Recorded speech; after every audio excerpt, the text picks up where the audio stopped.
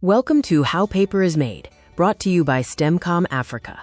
We're going to explore the amazing journey of paper from trees and recycling.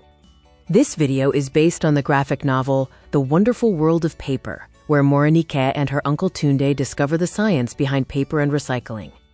Let's begin the journey, tracing paper from old newspapers and trees all the way to the fresh pages you use in school. Morenike accidentally rips a piece of paper in her classroom. She is frustrated, wondering where the paper she just bought came from. She looks closely at the ripped paper. Where does paper even come from?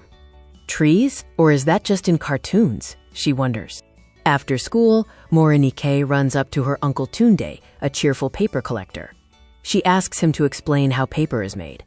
Uncle Tunde laughs warmly. "Ah, a wonderful question," he says. "Let's follow the journey together, from tree to paper and even to recycling."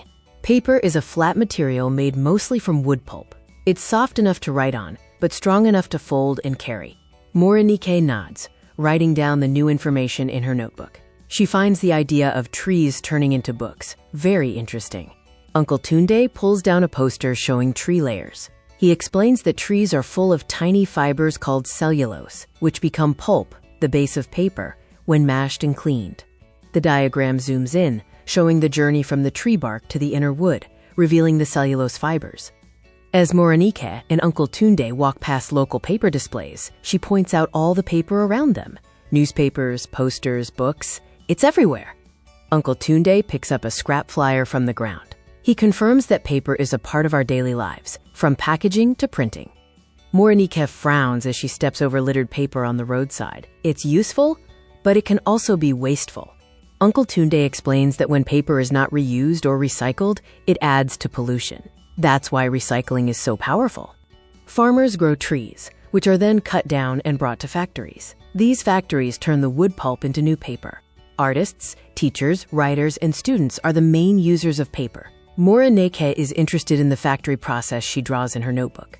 The process of paper making starts with cutting wood, which is then mashed into pulp. This pulp is pressed and dried into sheets, then cut and rolled.